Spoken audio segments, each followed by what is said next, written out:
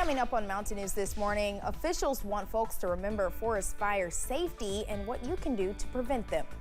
Plus, a plan years in the making is finally taking effect as the U.S. will soon enforce real IDs. Dedicated to Eastern and Southern Kentucky, this is WYMT Mountain News this morning.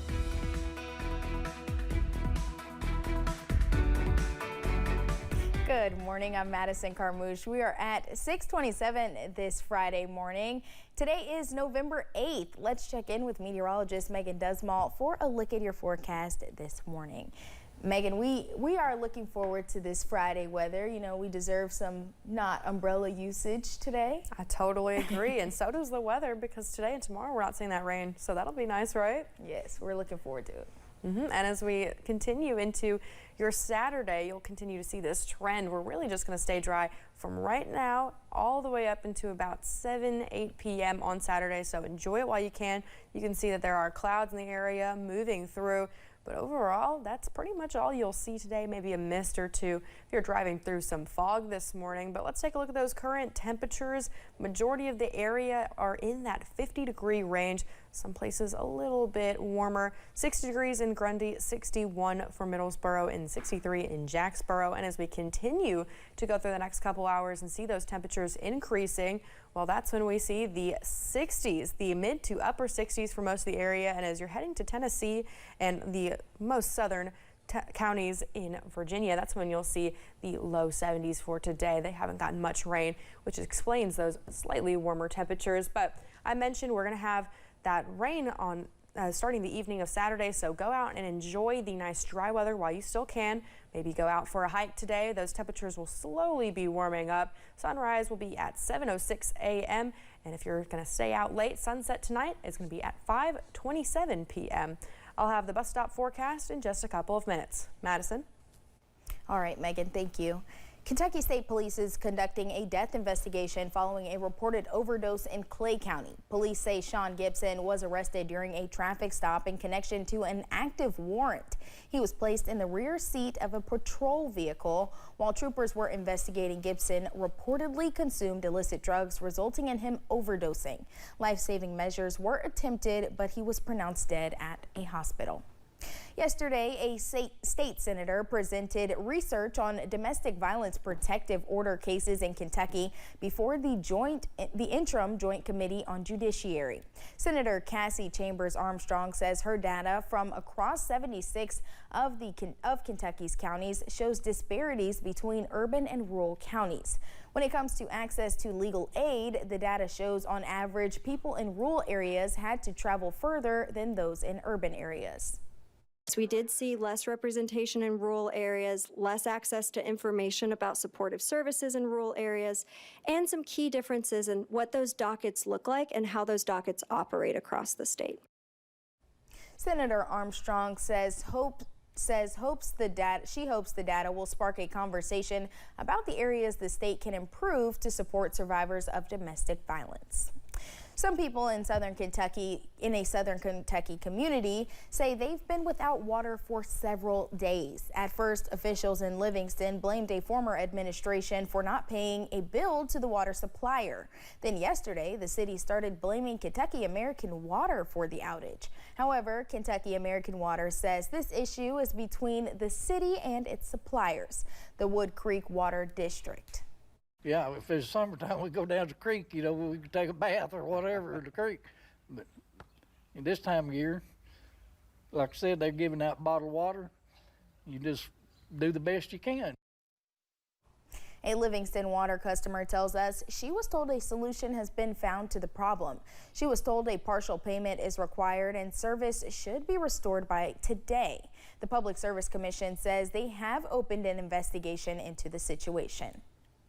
The fall forest fire season takes place from October through mid-December. And as WYMT's Amelia Lee explains, some folks in the mountains have experienced it firsthand. Downed leaves and dead vegetation on the ground of the forest can dry out and then easily catch fire. Mary O'Malley, who works with the Daniel Boone National Forest, says this plays a part during forest fire season. But there are other factors to keep in mind as well. Wildfires can impact us all, whether it's a fire on your land, on the national forest, a fire that you're physically dealing with, but also the smoke impacts, the impacts to our wildland firefighters. O'Malley says during this year's fire season, there have been 13 wildfire incidences impacting 403 acres of the Daniel Boone National Forest. According to the Kentucky Division of Forestry, 99% of wildfires in the Commonwealth can be prevented. And human caused could be something like I'm burning yard waste in my yard and it got a little too big and it escaped. It could be I was out camping and I left my campfire before making sure it was completely out. Or it could be arson. But there are ways to prevent fires from getting out of control. O'Malley says to never leave a fire unattended unless you are certain the fire has been extinguished. A fully dead out campfire has no visible flames, no visible embers, and will feel cool to the back of your hand if you're 5-6 inches away. There is a burn ban in place from 6 in the morning until 6 in the evening. So if you're someone thinking, I'm probably safe to do that, take a minute and reflect, because those rules are in place to help keep all of us safe during this particularly hazardous time. Experts ask you to do your part to prevent forest fires. In Clay County, Amelia Lee, WYMT, Mountain News. Folks are asked to be cautious and call 911 if they feel they are in danger from a forest fire. Governor Andy Beshear had a Team Kentucky update yesterday. The governor talked about several things, including flood recovery, funding for one Eastern Kentucky school district. The Perry County School District will receive more than $5 million to help cover additional expenses caused by the July 2022 flood. The Buckhorn School had to be renovated, and the new Robinson Elementary still needs to be built. Governor Andy Beshear says nearly 8,800 Kentuckians will receive training for the workforce. Some of those benefiting will be in Eastern Kentucky. There will be 219 trainees at Powell Valley Millwork in Clay City, and there will be 30 people receiving training at Progress Rail Services Corporation in Corbin. In 6 months, people ages 18 and older will need to have a real ID or another acceptable form of identification to get on a plane and access places like military bases. Mariah Conjito has those details. When you come through the airport, it's hard to miss all of the Real ID signs and posters. KYTC says as of today, 32% of Kentucky cardholders have theirs, so still quite a ways to go. Last year, we had a record number of passengers that flew through our airport. We're very excited. It's great for Lexington, great for the Commonwealth of Kentucky. So what's really important, though, is that people have the right ID. May will be here before we know it, and TSA says people should act now and get their Real ID. They say it'll ensure a seamless and efficient travel experience. The threat articulated by the 9/11 Commission requires sound identity management to bolster Homeland Security as a critical layer of security. A Real ID is marked with one of these 5 symbols. Kentuckians will have this symbol on theirs.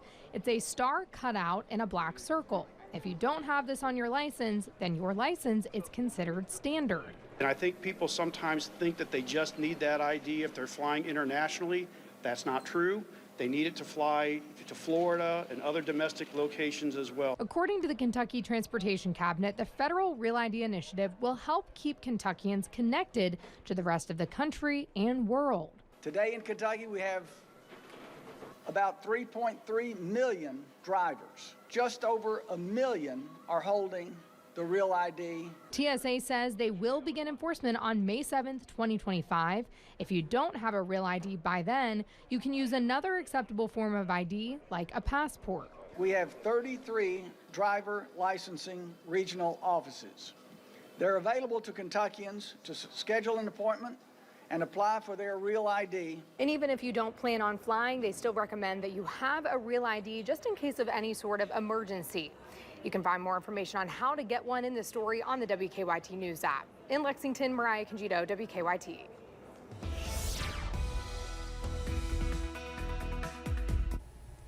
Your forecast highs for your Friday will be nice and mild. We're looking in the 60s for today. We're seeing the mid 60s as you're traveling more toward the north. We're seeing the mid to upper 60s for the rest of the area. And as you're traveling down to Tennessee, that's when you'll see those low 70s for today. This is based on the variant amount of rain that we've gotten the past couple days with that cold front. As we look at that satellite and radar, you won't have to worry about that rain or any rain chances today, as we're going to stay nice and dry. And as you're heading off to the bus stop, temperatures 57 degrees on the way to school, and by the time you're heading home, you'll have those partly cloudy skies, temperatures at 68 degrees. Madison. All right, Megan, thank you.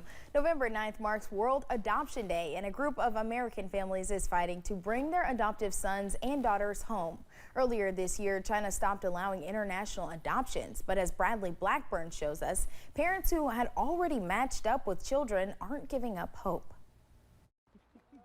Courtney and Daniel Moore are raising their children in Texas, but part of their family is missing, half a world away. It's really hard to explain what it's like to really love a child that you've never met, but it happens. We love our son so much.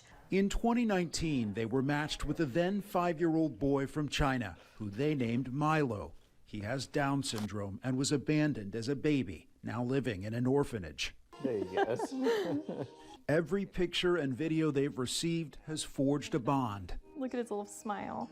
They expected to fly to China in 2020 to finalize the adoption. Then the pandemic hit. For years, they've been told to wait, still ready for his arrival. Here's the boys' room. This is Gabe's bed, and this is Milo's bed. His bed is made a closet stocked with clothes. His American flag jammies for when he comes home. But in September, China suddenly announced an end to international adoptions, even for matched families who've already invested tens of thousands of dollars and deep emotions. It felt like, in that moment, a death of a child, and it's hard to mourn a child that is living. Across the country, hundreds of U.S. families have had their adoptions from China frozen. They've connected online, and they're asking the State Department for help. The department says China is allowing some adoptions to move forward for parents from other countries, but not the United States. This month, more than 100 lawmakers from both parties sent a letter to President Biden urging him to intervene. Until we get that final clarity from China, we're going to continue to fight. The Moores say Milo is already in their hearts. You are still hopeful. We are very hopeful. He will forever be a part of our family, no matter what. And they're still waiting to bring him home. Bradley Blackburn, CBS News, Houston. In the last 30 years, nearly 160,000 Chinese-born children have been adopted by foreign families, most in the United States. Thanks for joining us. The time is now 6:40. Still to come on Mountain News this morning, the transition is beginning to take shape as the president-elect prioritizes what is first for his term.